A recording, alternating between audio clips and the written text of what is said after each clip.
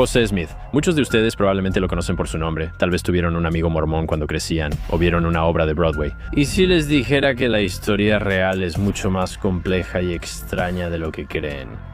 Joven campesino del norte de Nueva York que decía ser elegido por Dios para restaurar la iglesia verdadera. Afirmaba que un ángel lo guió a unas planchas de oro enterradas, que tradujo en el libro de Mormón y fundó un grupo que sería una de las religiones de más rápido crecimiento.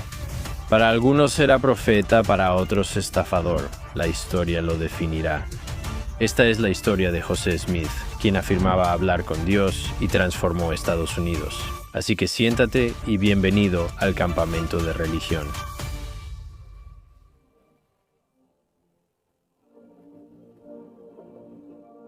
¿Qué tal, gente? Bienvenidos de nuevo al campamento de religión. Soy Marc Gagnon, gracias por acompañarme otra vez en esta tienda donde todo sucede. Donde cada semana, cada domingo, exploramos las historias más interesantes, fascinantes y controvertidas de cada religión, de todo el mundo, de todos los tiempos, para siempre, así es, de cada religión que haya existido, hinduismo, judaísmo, islam, cristianismo. Las revisamos objetivamente para aprender y entender a las personas, ya que no se puede comprender a un pueblo sin conocer a su Dios. Como siempre, me acompaña un gran amigo, Gabriel Reyes. Gabe, ¿qué onda, hermano? ¿Quién va a mirar, hermano? Recibimos muchos comentarios de gente diciendo que se desuscribirían. Si Gabe sigue interrumpiendo y arruinando el programa con sus anécdotas irrelevantes, la gente se cansará. Hermano, no hay tiempo para que hables tanto, porque hoy vamos a hablar del mormonismo, y no solo del mormonismo, vamos a hablar del tipo que empezó todo, el profeta mismo, José Smith. Ahora, mira, sé que va a haber mucha gente que diga, el mormonismo, esos tipos están locos. Mira, voy a decir unas cuantas cosas antes de que empecemos, mormones. No crecí como mormón, solo conocí a un niño mormón y era agradable. Mi familia y yo solíamos hacer rafting en aguas rápidas, el más extremo que hay. Seré honesto, es solo rafting, pero lo hacíamos en aguas rápidas. Todos los guías eran mormones. Navegábamos el río Green en Utah, llegando a Moab, cerca de Grand Junction. Fue la mejor experiencia de mi vida. Los mormones eran muy amables, dulces, inteligentes y seguros, como la gente de Chick-fil-A. ¿El fundamentalismo religioso es malo? Está bien. ¿Puede algún grupo religioso o secta tener ideas radicales usadas por algunos para controlar y coaccionar a otros con fines maliciosos? De acuerdo. La mayoría de los mormones que conozco son bastante buena onda, están bien calificados y son educados. Resulta que hablan 3 idiomas y son buenas personas. Está bien. El objetivo de este programa es explorar lo positivo de todas las religiones. Ya hay suficiente negatividad. Hace unos episodios la gente se molestó porque hablé de los judíos y decían, ¿por qué los defiendes? Ese es el punto del programa, ¿de acuerdo?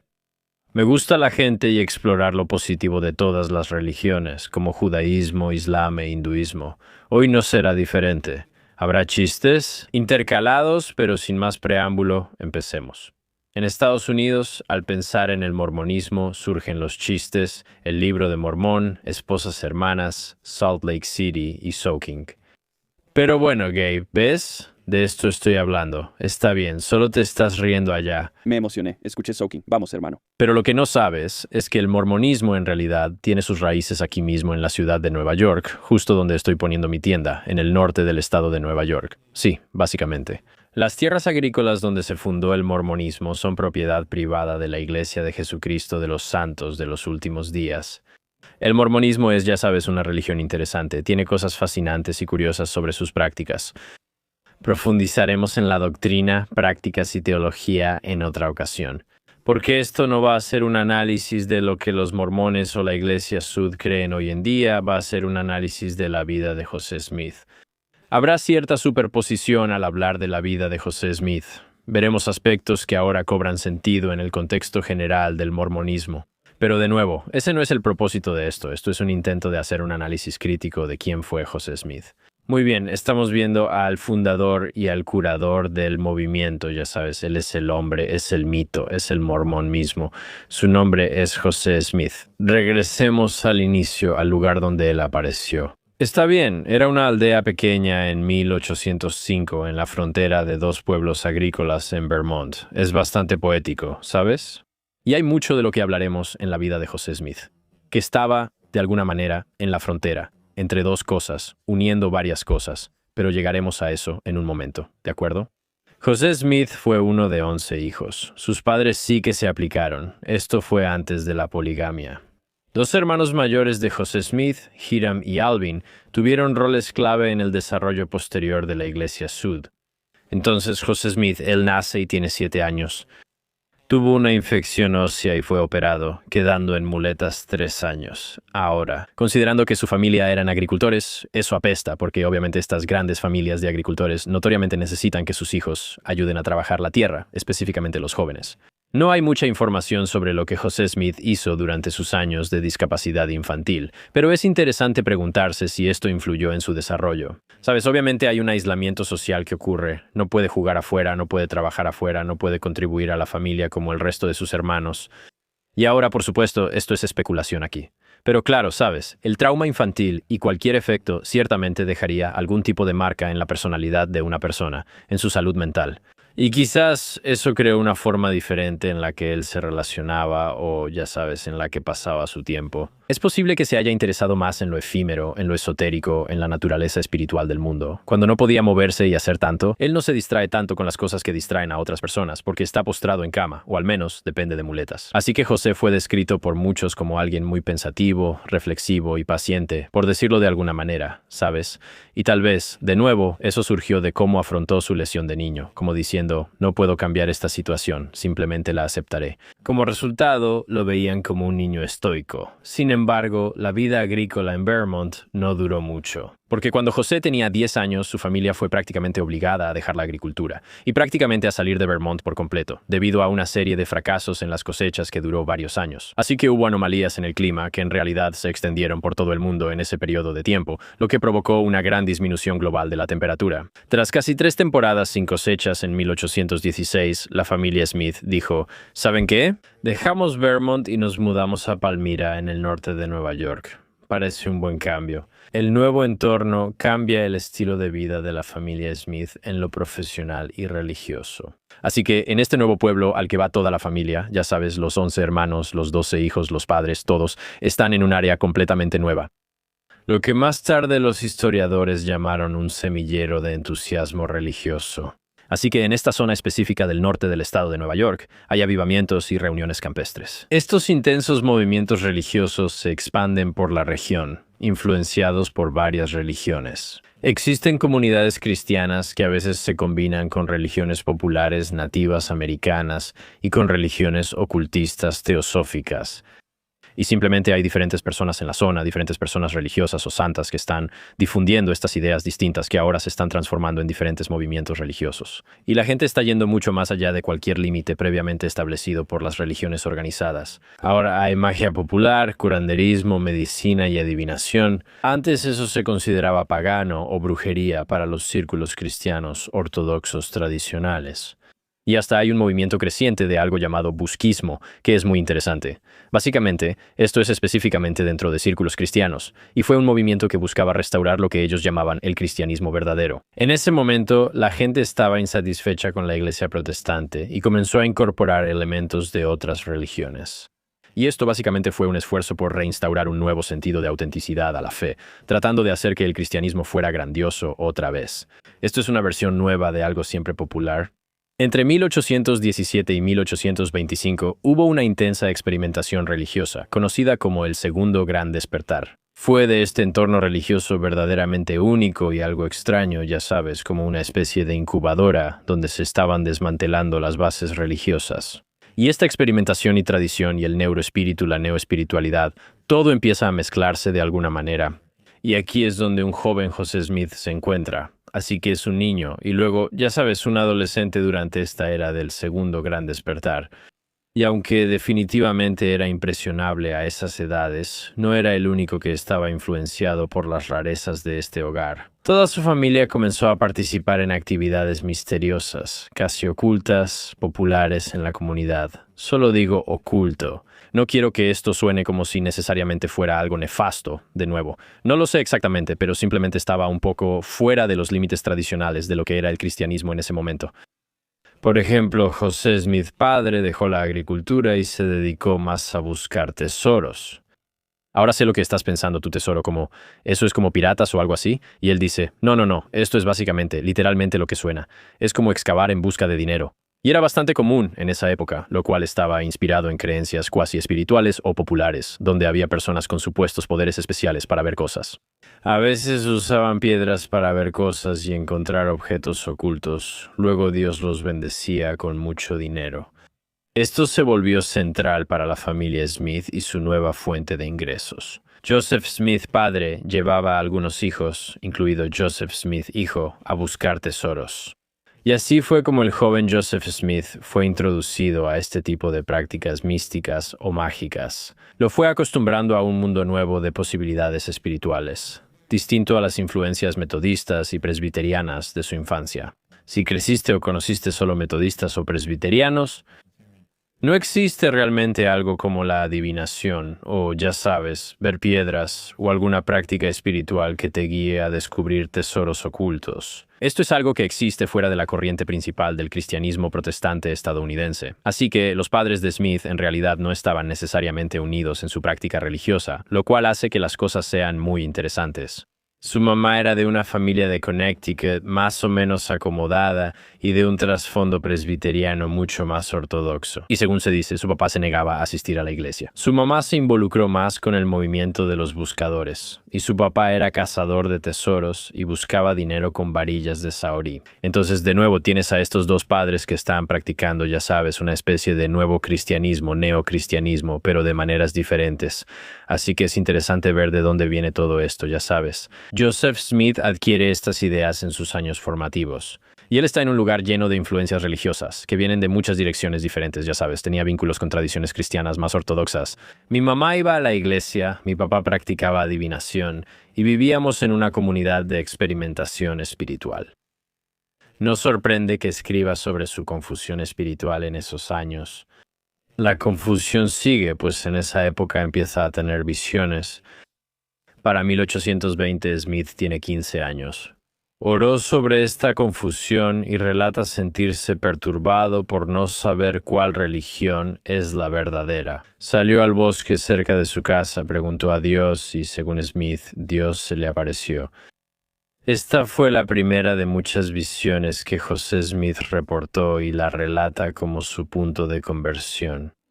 Era primavera, y Smith fue a un área boscosa apartada cerca de la casa de su familia para orar, y le preguntó a Dios, ¿sabes? Básicamente, en resumen, ¿cuál iglesia es la verdadera? ¿A cuál debo unirme? ¿Qué camino debo tomar? Y aquí es donde él experimentaría la teofanía, y esta es una bonita palabrita de vocabulario, teofanía. Esto ocurre cuando Dios o una deidad se manifiesta físicamente ante los humanos. Smith ora en el bosque y pregunta a Dios, ¿cuál religión es la verdadera? Y Dios se le aparece en persona, se presenta y él escribe. Dos personajes se le aparecieron, a quienes eventualmente confirmaría que eran Dios el Padre y Dios el Hijo, también conocidos como J.C. Jesucristo. Esos personajes le dijeron al joven Smith que sus pecados estaban perdonados y confirmaron sus temores. Que todas las iglesias, ya sabes, en efecto se habían apartado del Evangelio. Y Dios también aparentemente confirmó que usaría a José Smith para traer la verdad a su pueblo. Y Smith, ya sabes, obviamente no tenía idea de cómo sería esto. Quiero decir, ya sabes, solo tenía 15 años. Aunque Dios dijo que usaría a Smith para reformar la iglesia. No es como si fuera Jesús, que tuvo, ya sabes, episodios en su infancia donde conocía su destino divino o algo así. Bien, entonces él está un poco en la oscuridad, pero sabe que va a ser usado para reformar la iglesia. Y no fue hasta unos años después, en 1823, a la edad de 18 años, que Smith recibió la segunda parte, la secuela de sus visiones. Esta vez, la instrucción vino de Dios, pero no fue visitado por Dios, sino por un ángel. Años después, José Smith escribió en sus palabras su testimonio de la visión con el ángel, el cual aparece al inicio del Libro de Mormón, describiendo exactamente eso. La noche del 21 de septiembre de 1823 me dediqué a orar y suplicar al Dios Todopoderoso mientras lo invocaba. Una luz apareció en mi habitación y aumentó hasta iluminarla más que al mediodía. De pronto alguien apareció junto a mi cama. De pie en el aire, sin tocar el suelo, vestía una túnica blanca y suelta. Era una blancura más allá de todo lo terrenal que yo hubiera visto. Dudo que algo terrenal pudiera ser tan blanco y brillante. Sus manos estaban descubiertas y sus brazos también, un poco por encima de las muñecas. Igualmente sus pies estaban desnudos, al igual que sus piernas, un poco por encima de los tobillos. Su cabeza y cuello también estaban descubiertos. Noté que solo llevaba su túnica abierta, ya que podía ver hasta su pecho. No solo su túnica era muy blanca, sino que él mismo y su rostro eran indescriptiblemente gloriosos, como un verdadero relámpago. La habitación estaba sumamente iluminada, pero no tan brillante como justo alrededor de esta persona. Cuando lo vi por primera vez, sentí miedo, pero pronto ese temor desapareció. Me llamó por mi nombre y me dijo que era un mensajero enviado de la presencia de Dios para mí y que su nombre era Moroni. Dios tenía una obra para mí, y que mi nombre sería conocido para bien o mal entre todas las naciones, familias y lenguas, es decir, se hablaría de mí en todo el mundo. Así que Smith básicamente continúa por un par de páginas más detallando el resto de la visita de Moroni, incluyendo algunas instrucciones especiales que le dejó. Dijo que había un libro escrito en planchas de oro que narraba la historia de los antiguos habitantes de este continente y su origen. También dijo que la plenitud del Evangelio eterno estaba contenida en él, tal como fue entregado por el Salvador a los antiguos habitantes, así que eso está bastante bien. Quiero decir, suena como si todo estuviera mezclado en una sola cosa, ¿sabes? Lo visita un ángel, una persona en un blanco hermoso. Quiero decir, habla mucho sobre la blancura y mucho sobre la desnudez. No voy a asumir nada ni hacer bromas al respecto porque esto es la fe de las personas. Pero puedes llenar el espacio en blanco entonces, dice él. Hay unas planchas de oro escondidas en algún lugar debajo de un árbol, lo cual, quiero decir, si eres hijo de un buscador de tesoros, esto es como lo ideal. Estas planchas de oro mencionadas por el ángel tenían la historia de un pueblo judeocristiano que llegó al Nuevo Mundo desde Jerusalén hace miles de años. Así es, incluso antes de Jesús, no lo confundo, ¿de acuerdo? Esta es la historia de un pueblo judeocristiano que llegó a América desde Jerusalén antes de la época de Jesús. Las placas de oro narran estas tribus perdidas de Israel, su vida en América y la visita de Jesús resucitado. Así que Jesús resucita y viene a los Estados Unidos. La misión que Dios le dio a Smith fue traducir estas placas de su idioma original, que básicamente es como un egipcio reformado, al inglés. Smith, originario de Vermont, no hablaba egipcio, incluido el egipcio reformado. Smith no tenía educación formal, solo sabía leer, escribir y matemáticas básicas.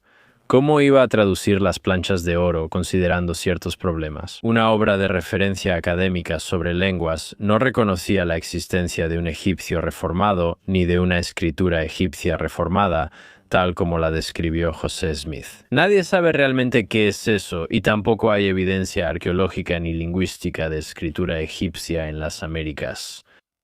En general, esto es lo que creen la arqueología y los historiadores convencionales.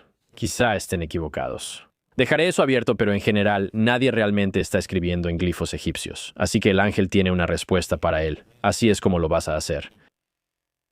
Él dice que había 2 piedras en arcos de plata, sujetas a un pectoral, formando el Urim y el Tumim. Depositados con las planchas y posesiones, el uso de estas piedras hacía a los videntes en tiempos antiguos, y que Dios las preparó para traducir el libro. Esto es genial. Si escuchaste Urim y Tumim y no sabes qué es, no te preocupes. Vale la pena profundizarlo cuando veamos doctrinas y tradiciones mormonas. Dios ordenó poner piedras de vidente con las planchas de oro para que Smith pudiera traducir. Boom, Dios tiene un plan. El hecho de que Dios haya provisto piedras de vidente es interesante, porque eso es algo a lo que Smith definitivamente habría estado expuesto durante sus años, potencialmente buscando tesoros. Quizá Dios sabía que él entendería que las piedras de vidente le ayudarían a traducir. Estamos en la habitación de José Smith, donde el ángel Moroni le habló sobre las planchas de oro y las piedras de vidente que le ayudarían a ver y traducir su significado. De este egipcio reformado, del que nadie sabe realmente qué es. Suena loco, pero Dios actúa de formas misteriosas. Ahora Smith debe conseguir todo por su cuenta para empezar. Estos objetos están enterrados en una colina cercana. Moroni prometió a Smith que los hallaría y reconocería, lo cual ocurre al día siguiente. Se despierta, sale, y la colina con las piedras estaba a unos kilómetros de la casa de la infancia de Smith, en una propiedad de un agricultor local. Smith narra cómo, tras su encuentro con Moroni, se sintió exhausto y al volver del trabajo con su padre, casi en trance, acabó en el bosque. Y en esa colina que Moroni le había mostrado en la visión, escribió: en el oeste de la colina, cerca de la cima y bajo una gran piedra, las planchas estaban en una caja de piedra. Bada Bang. Esta misma colina en realidad se llama Kimora y es un sitio realmente importante que se menciona en las propias planchas de oro. Fue el sitio de una gran batalla entre dos tribus judeocristianas alrededor del año 400 después de Cristo. Kimora es una colina en una tierra homónima, por lo que el área se llamaba Kimora. Esto significa, ya sabes, colina Kimora o algo así. Básicamente es una tierra de muchas aguas, ríos y fuentes. José Smith restablecería el nombre Kimora en 1829, pero ahora aún es 1823. Smith sube a la colina para sacar las planchas de oro, pero Moroni lo detiene. Le dijo a Smith que solo ese día cada año podía visitar las planchas y no sacarlas durante 4 años. Así que lo están molestando un poco. Durante 4 años, cada 22 de septiembre visitó la colina anualmente. En la última visita, el 22 de septiembre de 1827, Smith llevó a su esposa Emma a la colina y regresaron juntos. Con las planchas, esto es algo importante. Finalmente tiene las planchas y por fin puede empezar a traducir, y eso hizo. Varios escribas ayudaron a Smith con este proceso durante años. Martin Harris ayudó unos meses en 1828 y después Emma Smith continuó el resto de 1828 y hasta 1829. En 1829 Smith inició la traducción con Oliverio Cowdery. Cowdery ahora es clave en la iglesia mormona, pero eso lo veremos después. Smith y Cowdery avanzaron juntos por las planchas de oro y concluyeron el 1 de julio de 1829. Y en este punto, Moroni regresa y vuelve para llevarse las planchas con él, lo cual no sé si alguien realmente sabe por qué se lleva las planchas con él. Eso fue lo que hizo, y Moroni parecía saber que muchos irían tras las planchas.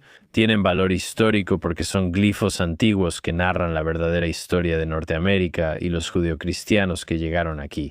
O porque son de oro y valiosas. Moroni debe llevárselas y preservarlas por su santidad y valor.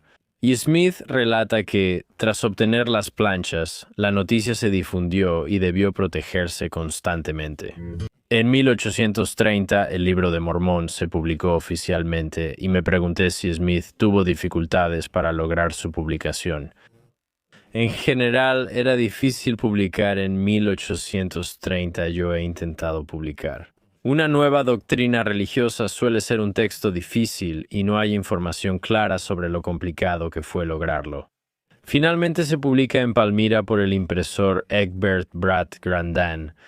Él fue el primero en ponerlo a la venta, el 26 de marzo de 1830. Menos de 2 semanas después, el 6 de abril de 1830, se funda oficialmente la Iglesia de Jesucristo de los Santos de los Últimos Días. Esta es la visión cumpliéndose. Dios usaría a Smith para restaurar la verdadera iglesia y corregir los errores de la iglesia cristiana. Este es un buen momento para diferenciar el mormonismo y la Iglesia Sud. José Smith funda la Iglesia de Jesucristo de los Santos de los Últimos Días, conocida como Iglesia Sud, en 1830. El texto que él tradujo de estas planchas de oro es el Libro de Mormón. Así, la cultura ha llamado orgánicamente mormones a los miembros de la Iglesia Sud por el título de su escritura. Llamar mormón a alguien es más fácil que decir santo de los últimos días. Esta es una secta religiosa que surgió en el norte de Nueva York, llamada mormones. Mormonismo e Iglesia Sud se usan como sinónimos. Pero ya sabes, esto sería como el equivalente a llamar a los cristianos biblistas. ¿Sabes a lo que me refiero? Dicen que somos biblistas, pero respondemos que solo leemos la Biblia y somos cristianos. Aún así, ellos insisten en llamarnos biblistas. La publicación del Libro de Mormón hizo que Smith ganara notoriedad en la región y atrajo a un pequeño grupo al movimiento. Y ellos ya están más o menos de acuerdo y la gente, ya sabes, obviamente como su familia y su esposa y sus amigos como Oliver Cowdery que mencionamos antes y Peter Whitmer. Pequeñas ramas de la Iglesia Sud se establecieron en comunidades de Nueva York como Manchester, Fayette y Colesville, y Smith comenzó a bautizar nuevos miembros. Sin embargo, debemos pausar porque, aunque la iglesia Sud crecía en fama, no toda la publicidad era positiva. Así que retrocedamos. ¿Recuerdas esos 4 años en los que Smith solo podía visitar las planchas y no podía llevárselas consigo colina abajo? Recuerda eso bien, porque también ocurrieron algunas otras cosas en esos 4 años. En noviembre de 1823, solo meses después de la visión con Moroni, el hermano mayor de Joseph, Alvin, ya había fallecido, lo que fue trágico para la familia. Alvin era un líder querido y fuerte, y también, ya sabes, la familia dependía mucho de él, mucho para el apoyo financiero. Esto dejó una nueva responsabilidad a José y su hermano Hiram, los siguientes en la línea. En 1826, 3 años tras la muerte de Alvin, Smith es arrestado en el condado de Chenango por practicar nigromancia. Aquí es donde todo se vuelve interesante. Aquí nuevamente hay un regreso a algunas asociaciones ocultas. Ahora, la nigromancia es la práctica oculta de comunicarse con los muertos. O, en algunos casos, intentar resucitar a los muertos y tratar de devolverlos a la vida. Tiene una larga historia en civilizaciones paganas como Babilonia, Grecia, Egipto y Roma, y casi todas las culturas antiguas. La gente buscaba hacer nigromancia, ya que comunicarse con los muertos es valioso. Así que la muerte de Alvin realmente impactó a José y muy probablemente fue la inspiración para algunas prácticas Sud, como la redención de los muertos o el bautismo por los muertos. Eso nos lleva a la acusación de nigromancia. Existe una historia con opiniones opuestas sobre el ángel Moroni, José Smith, y la importancia de que Alvin, el hermano mayor, estuviera presente para acceder a las planchas de oro. Hay todo un tema sobre el que podría hacer otro episodio, pero entiendes el punto. Se lleva a cabo un juicio en el que está involucrado José Smith padre, pero en su mayoría lo que resultó de eso fue la nueva reputación de José Smith hijo después del juicio. Ese es el tipo que ahora hace nigromancia. Volviendo a 1830, muchos en Nueva York recuerdan a Smith y dicen, ¿no es el de la nigromancia, el que intenta hablar con los muertos? Y sabes, a él no le gustaba eso. Parecía, ya sabes, a la gente no le gustaba eso. Parecía como si fuera una secta donde hablas con los muertos. Lo arrestan otra vez y lo acusan de ser revoltoso, lo que sea que eso signifique. Pronto fue absuelto después de este arresto, pero él y su amigo Cowdery luego huyeron del pueblo para escapar de esta creciente hostilidad y animosidad hacia ellos, así como hacia el grupo. Incluso hubo algo de violencia de turba que intentaban controlar, así que deben cambiar de rumbo. Cabe mencionar que existen inquietantes similitudes entre la iglesia mormona primitiva y la iglesia cristiana primitiva. Ellos claramente lo sabían. Esto recuerda cómo los israelitas en el Antiguo Testamento eran marginados y acosados por las naciones vecinas en Israel. En toda la Torá o Pentateuco, los mormones son muy conscientes de esto. La mayoría sufría en silencio y se iba en paz bajo la guía de Smith. Pero Smith los hizo defenderse a veces. Así que, más adelante, en una de las comunas en Missouri, Smith en realidad organizó una milicia independiente de sus propios santos, básicamente sus propios muchachos Sud, para luchar contra los habitantes del pueblo que intentaban expulsarlos. Quiero decir, eso es bastante gracioso, ¿no? Es como, ya sabes, los Sud como los santos marchando. ¿Sabes a lo que me refiero? Es una locura que tenga a estos muchachos mormones preparándose, agarrando trinches y listos para la acción. Smith nombró a la expedición Campamento de Sion, con significado religioso, pero fue una gran oportunidad perdida. Pienso que debieron llamarlo la milicia mormona o algo parecido. Hay mejores nombres que Campamento de Sion. De todos modos, la iglesia Sud fue muy perseguida. Como te puedes imaginar, hay un nuevo movimiento donde la gente es fanática, está emocionada y cree en cosas que están al margen del cristianismo tradicional. Y aunque mucha gente está experimentando con cosas, este es el que toma más fuerza. Así que básicamente en todos los lugares a los que iban, los locales no mormones empezaban a acosarlos. Y fue muy, ya sabes, como resultado, el mormonismo es muy transitorio. Y siguen siendo expulsados de diferentes pueblos y de alguna manera van abriéndose camino desde el norte del estado de Nueva York a través del centro del país. Y esto nuevamente está en línea con la teología Sud que se estableció en el Libro de Mormón. Así que en el Libro de Mormón, otra vez, estas tabletas de oro que son traducidas por José Smith y compañía. Existe la Nueva Jerusalén, que se establecerá en la tierra para el reinado de Cristo, lo cual concuerda con la teología bíblica cristiana y con la perspectiva Sud. La Nueva Jerusalén se ubicaba entre territorio estadounidense y de nativos americanos. Con la oposición en Nueva York, Smith anunció una nueva revelación de Dios. La prensa lo difundió y todos lo supieron. Nos mudamos al oeste y establecen su ciudad sagrada en Kirtland, Ohio. No es el sitio ideal para fundar algo sagrado. Kirtland, Ohio, piénsalo. La compra de Luisiana fue en 1803, solo 27 años antes. No todos los estados existían y las fronteras aún no estaban definidas. Así que, ya sabes, para ellos Ohio era como, amigo, estamos en la costa oeste, hermano. Así que empiezan a mover al grupo a Ohio para establecer esta nueva ciudad sagrada, esta nueva Jerusalén santa que Dios les ha dado, y ya sabes, como él decía, Dios los ha guiado. Es casi como si estuviera conectado con esta búsqueda de tesoros, viendo cosas que va a ver a través de la dirección de Dios, sobre dónde necesita guiar a su gente. Entonces envió a Cowdery y a algunos otros a explorar más hacia el oeste y, potencialmente, incluso a predicar a los nativos americanos. Y es interesante notar la implicación de la teología de Smith en el desarrollo posterior de la conquista divina en Estados Unidos. Y, ya sabes, incluso las raíces de lo que hoy conocemos como nacionalismo estadounidense. No lo sé. Parece que quieren ir al oeste para ganarse a los nativos y ponerlos de su lado. Vamos a convertirlos a nuestra religión y vamos a simplemente encontrar nuestra nueva Jerusalén. Y de nuevo, esto no es algo específicamente único de los mormones. El destino manifiesto es la creencia de que debemos ir al oeste por voluntad de Dios. No sé si el mormonismo influyó en la cultura general o si la cultura general influyó en el mormonismo, pero de cualquier manera no creo que se pueda decir que los mormones son los únicos que hacen esto. Parece que todos los cristianos estadounidenses decían, sí, amigo, vamos al oeste y eso es lo que Dios quiere. Ya sabes, Dios nos ama porque somos ricos y somos ricos porque Dios nos ama, ese tipo de filosofía. Así que pasan muchas cosas en cuanto a esta iglesia en crecimiento durante la década de 1830. Hablaremos más de eso en un episodio posterior, pero como un breve resumen. La iglesia se expande a Missouri, formando comunidades en el condado de Jackson y en Independencia. Sufrieron hostilidad y seguían siendo expulsados de sus pueblos. El consenso era que a los estadounidenses no mormones no les molestaban los subgrupos religiosos. El rápido crecimiento de la Iglesia Sud asustaba a muchos, pues temían ser superados en número. Controlarían el comercio y la política, formarían mayoría en elecciones locales e imponerían su ideología religiosa al grupo. Quiero decir, este es un miedo que la gente tiene hoy en día sobre diferentes grupos religiosos que llegan.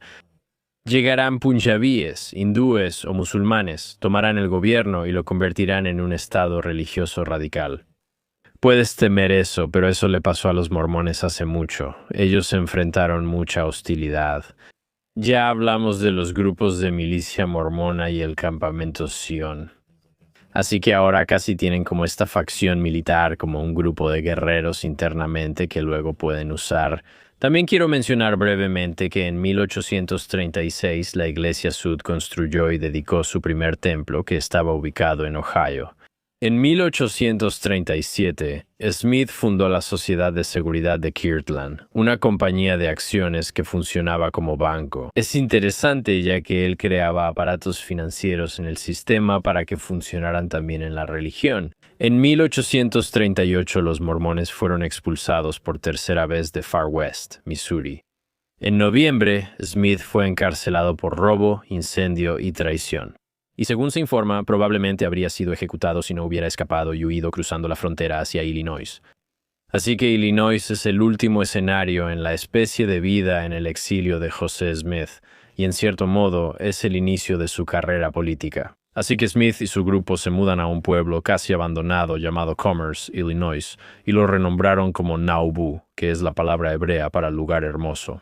Construyeron el asentamiento, impulsaron la economía y empezaron un nuevo templo. Y atrajeron conversos de todo Estados Unidos e incluso de Europa, y algunos de los misioneros que fueron a Europa los trajeron, y este pequeño pueblo conocido como Nauvoo explotó hasta convertirse en una de las ciudades más grandes de Illinois, solo superada por Chicago.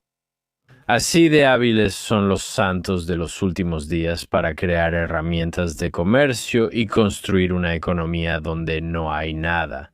Son astutos, trabajan duro y saben organizar una comunidad. Según el sitio de la Iglesia Sud, en 1839, Smith y líderes visitaron al presidente Van Buren por las pérdidas en Missouri. Van Buren escuchó y respondió: «Su causa es justa, pero no puedo hacer nada por ustedes. Si los apoyo, perderé el voto de Missouri». Al ver que el gobierno no los protegería, José decidió hacer todo lo posible para que los muchachos Sud estuvieran a salvo y protegidos sus derechos. Entonces, ¿qué hace? Entremos en política. Smith comienza a destacar en ese ámbito. En 1841 sirvió en el Consejo Municipal de Nau y como teniente general de la nueva Legión de Nau. En 5 reuniones se aprobaron 11 ordenanzas, todas de Smith. Según el sitio web de la Iglesia Sud, una de sus ordenanzas mostró su compromiso con la libertad religiosa, escribió Smith. Que se ordene que los católicos, presbiterianos, metodistas, bautistas, santos de los últimos días, cuáqueros, episcopales, universalistas, unitarios y mahometanos, los musulmanes y demás sectas y denominaciones religiosas tendrán libre tolerancia e iguales privilegios en esta ciudad. Parece bastante bien. Creas lo que creas, puedes estar tranquilo aquí. Suena bastante bien, estoy seguro. Probablemente se usa como una forma de apaciguar o aliviar algunas de las preocupaciones de la gente, de la comunidad, diciendo, oye, ¿nos van a marginar por nuestras creencias religiosas? En mayo de 1842, José Smith es elegido alcalde y reelegido en 1843. Tras su reelección, prometió usar nuestra influencia para hacer popular lo sano y bueno. Es correcto políticamente que un hombre que tiene influencia la use. De ahora en adelante, mantendré toda la influencia que pueda obtener. En relación con la política, hablaré como un hombre, pero en relación con la religión, hablaré con autoridad. Barras. Mientras seguía como alcalde en febrero de 1844, José Smith anunció su campaña presidencial en Estados Unidos. Así es, lo que lo convierte en el primer santo de los últimos días en postularse para el cargo de presidente. O sea, técnicamente él fue el primer santo de los últimos días de la historia, pero de cualquier manera el récord sigue en pie. Lamentablemente, algo de drama en el pequeño pueblo de Nau acortó su tiempo como alcalde, su campaña y su vida. Según los registros Sud, el mandato de José como alcalde terminó en tragedia. En 1844, él y el Consejo Municipal aprobaron una ordenanza de difamación basada en la de José, eliminando una publicación incendiaria, el Nau Expositor, calificándola de molestia pública y una amenaza para la paz. La cultura y leyes de la prensa en 1844 eran muy distintas a las actuales. José y el Consejo Municipal creían tener derecho legal a destruir un periódico que consideraban mentiroso sobre ellos. Sin embargo, este acto como alcalde llevó a José a ser encarcelado en Carthage, donde, esperando juicio, el profeta y alcalde José Smith fue asesinado por una turba el 27 de junio de 1844. José estaba en prisión junto con su hermano Hiram, donde ambos fueron asesinados. Ahora, si sabes algo sobre autoridades religiosas y movimientos espirituales ideológicos, cuando alguien muere, eso no termina el movimiento. Puedes matar a un hombre, pero no una idea. Smith murió como mártir, lo cual es trágico para él, pero beneficioso para la Iglesia de los Santos de los Últimos Días. Ahora tienen a un hombre que murió en la cima de su poder, con toda su energía. Sus seguidores ahora son mucho más fervientes que antes. Esto pasó con casi todas las religiones principales. Muchos líderes cristianos tempranos también murieron. Sabes, de hecho hay un episodio donde explico todas las muertes de todos los discípulos y casi todos fueron martirizados. O sea, 11 de 12 si cuentas a Judas, 11 de 12 si no cuentas a Judas, 10 de ellos de cualquier manera. Creo que esta semejanza con otros apóstoles cristianos es significativa y pienso que también debería ser, ya sabes, contemplada. Smith sí se consideraba a sí mismo como un apóstol de la iglesia cristiana, pero más parecido al apóstol Pablo, porque aunque Pablo en realidad no fue uno de los discípulos, él conoció a Jesús cuando se le apareció en el camino a Damasco. Smith no fue discípulo literal de Cristo, pero conoció a Jesús en persona cuando se le apareció en 1820. ¿Recuerdas el bosque? Y ese es como el criterio más importante para ser un apóstol, tener una interacción real con la persona de Jesús, no como, ya sabes, la forma en que la gente habla hoy en día. Como tener una relación personal y conocer en persona a Jesús o al Espíritu Santo, ya fuera en la tierra o en su estado humano tras la resurrección. Existen testimonios sobre José Smith que afirman que era una persona llena de amor cristiano, muy perdonador, paciente y desinteresado. Aunque estos rasgos positivos son ciertos en parte, también es interesante notar que hay otros rasgos de José Smith que la gente resalta como líder religioso y político. cuando los miembros de su iglesia, incluido su viejo amigo Cowdery, empezaron a decir que tenían visiones y revelaciones de Dios. Parecía que a Smith no le gustaba mucho eso, y sentía que tal vez su autoridad estaba siendo socavada de alguna manera. Así que poco después afirmó haber tenido una visión en la que el Señor le aclaró que en realidad él, José Smith, es el único que puede recibir revelaciones de Dios y determinar la doctrina de la iglesia. Si alguien más dice recibir una revelación de Dios, no es de Dios, está loco. Pero si yo la recibo, quién sabe. Si eres mormón, tal vez sí sea él. Es proteger la cadena de mando de Dios y evitar que otros o el diablo manipulen la verdad de la iglesia Sud. Si no eres mormón o Sud, probablemente estás viendo esto y piensas, está bien, esto parece una jugada de poder para monopolizar la conexión con la voz de Dios y básicamente mantener tu reclamo al poder divino. Otros líderes religiosos en la historia han hecho cosas parecidas. No solo señalo a José Smith, además no mantuvo bien a sus amigos. Oliver Cowdery, David Whitmer y Martin Harris, los testigos originales, fueron excomulgados antes de 1840. Y las razones por las que estos tres, como fundadores tempranos de la iglesia, fueron excomulgados varían un poco. Generalmente era por socavar la autoridad de José Smith o oponerse a algo que él quería implementar, como la Sociedad de Seguridad de Kirtland o el banco que intentó crear. José Smith practicó matrimonios plurales, es decir, la poligamia, un mandamiento que él creía provenía de Dios en el Antiguo Testamento y que también recibió por revelación personal. Él compartió esta práctica con los líderes más cercanos de su iglesia, pero en gran parte la práctica era algo así como un secreto. Y hay una razón, ¿verdad? Si tienes varias esposas. Para la sociedad cristiana, esto era un tabú social fuerte, por lo que hay poca documentación sobre la poligamia en esa época. Sin embargo, parece que según varias fuentes, Smith pudo haber tenido potencialmente hasta 40 esposas, quiero decir, nadie está realmente seguro de cuántas exactamente. Quizá él buscaba igualar a Salomón del Antiguo Testamento, que tenía muchas esposas, aunque no sabemos cuántas tuvo exactamente. Tenemos registros de logros positivos de Smith como líder religioso y político, especialmente como alcalde. Pero, no sé, la poligamia simplemente parece que tienes que decir, oye, Dios definitivamente le dijo eso, porque ¿quién quiere tener más esposas? Yo tengo una, y la verdad es que siento que ese es el número exacto. Son demasiadas, no me imagino tener una y querer más. A lo largo de la historia, creo que la gente rica ha tenido harenes, lo cual tiene más sentido, ¿no? Digo, ok, yo tengo un templo o burdel lleno de mujeres para experimentar carnalmente, pero con esposas hay que comprarles cosas y recordar sus cumpleaños. Hay mucho por hacer y debes tener hijos y de alguna forma hacerlos. Es todo un tema. Debes creerle, no imagino a un hombre eligiendo la poligamia por gusto, de todas formas. Estas son algunas de las cosas negativas que la gente ha dicho sobre él. Sabes, con sus amigos más cercanos eventualmente termina peleado, pero también hace cosas bastante geniales. Según el sitio web de la Iglesia Sud, hay un testimonio que afirma que José usó su influencia para mejorar vidas como alcalde. Apeló una sentencia que un juez de Carthage dio a unos chicos delincuentes. José convenció al tribunal de no enviarlos 6 meses a una cárcel sin calefacción, donde probablemente no harían nada, al igual que enojarse, y probablemente solo tendrían más problemas. Al salir, el tribunal podría entregar a los chicos al gobierno de Nauvoo. José, como alcalde, hizo que los chicos repararan caminos para ganar dinero y compensar al dueño afectado. Ya mayor, uno de esos jóvenes reformados contó que José Smith le enseñó a no destruir propiedad y a trabajar honestamente, una lección mucho mejor que la que aprendería en la cárcel. Así que eso está bastante bien, ¿sabes a lo que me refiero?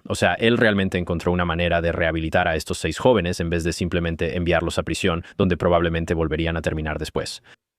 Les da la oportunidad de trabajar de verdad, sacar algo de su frustración, aprender el valor de lo que hace el trabajo, aprender el valor de que, ya sabes, las cosas que destruyes tienen que ser reparadas.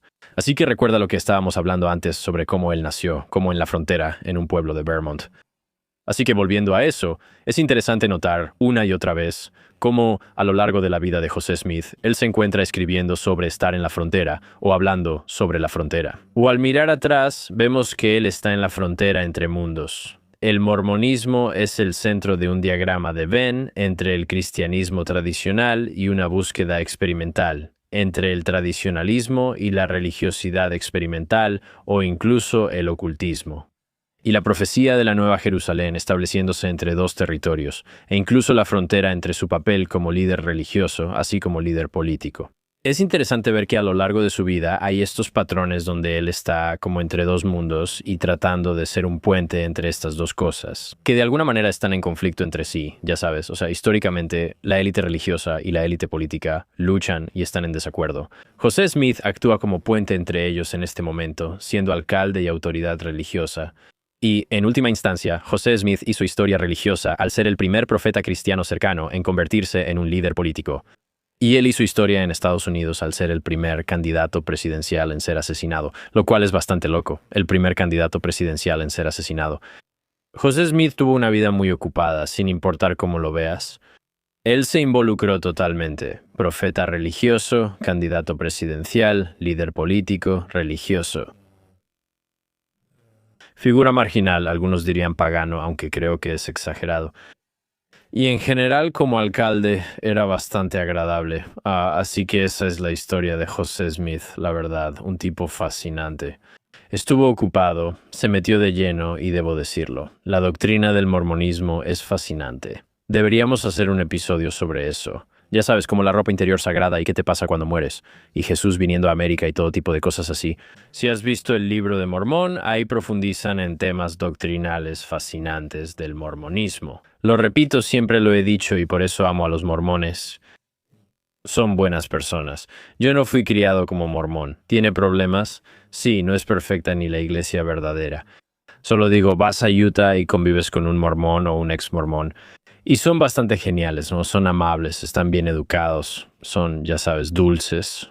Son, o sea, en el peor de los casos, son amables. Son como algo extraños, como que te miran fijamente, pero fuera de eso, son buena gente. Tengo varios amigos ex mormones con distintos problemas en la iglesia, el liderazgo y lo que sus familias esperaban de ellos. La misión mormona es de lo más fascinante de la religión. A los 18 años dejas la universidad, vives casi en pobreza en otro país, donde aprendes el idioma y promueves tu religión. Lo más personal para ti es rechazado muchas veces. Luego vuelves a casa tras 2 años y después entras a la universidad. Mis amigos que crecieron mormones y fueron a misión adquirieron muchas habilidades útiles. Algunos ya no son mormones, ahora son ateos o protestantes. Forman parte de juntas directivas de empresas multinacionales de envíos solo por hablar portugués y son muy trabajadores. Esto es increíble. Importan caucho de Madagascar porque alguien hizo una misión de 2 años allá. Creo que es una gran ventaja, no sé. Y pienso, aunque no seas mormón, tal vez mande a mi hijo a una misión. Podría decirle, sal afuera, te mando a Nairobi, pasa tiempo en Kenia, convive y vende algo, quizá cuchillos Cutco. De cualquier manera, vas a regresar a casa, vas a hablar un nuevo idioma, vas a tener una apreciación diferente por la cultura, te vas a dar cuenta de lo que es vivir en como una situación que no es muy buena. Empatía por los pobres. Soy un gran fan de la misión. De cualquier manera, ese es José Smith, un tipo fascinante. Necesitamos hacer más episodios sobre el mormonismo. Eso es todo lo que tengo que decir. Entonces, si creciste siendo mormón, o tal vez sigues siendo mormón hasta hoy, ¿qué te pareció este episodio? Lo conté bien en su mayoría. Estoy seguro de que mi pronunciación en algunas cosas probablemente estuvo mal, así que me disculpo, pero por favor deja un comentario. Dime qué me faltó, qué pasé por alto, en qué podría mejorar en futuros episodios. Y si no eres mormón, ¿qué aprendiste de esto? ¿Hay conexiones con tu trasfondo religioso? ¿Hay cosas que escuchaste que dijiste, oh, eso en realidad tiene mucho sentido? Me encantaría saber lo que piensas. Por favor, deja un comentario. Leo todos los comentarios en YouTube, Spotify y otros sitios. Solo les pido amabilidad. Soy sensible, una buena persona y hago mi mejor esfuerzo. Gabe, ¿qué opinas de José Smith? Un tipo fascinante. Un tipo interesante, ¿verdad? Quiero escuchar más sobre la doctrina del mormonismo. Amigo, estas tabletas de oro son increíbles. Me encantaría leerlas. Sí, quiero saber por qué piensan que Jesús vino a América. Sí, tenemos que hacerlo. Vamos a hacer un episodio sobre eso, la doctrina del mormonismo, así que por favor estén atentos a ese. Y por supuesto denle al botón de suscribirse porque realmente ayuda al canal. Y además vamos a lanzar ese otro episodio sobre el mormonismo y no se lo quieren perder, ¿de acuerdo? Gracias por acompañarnos en Campamento Religioso. La vida mejora con fe y buscamos lo positivo en todas las religiones. Si quieren lo negativo, está en Internet.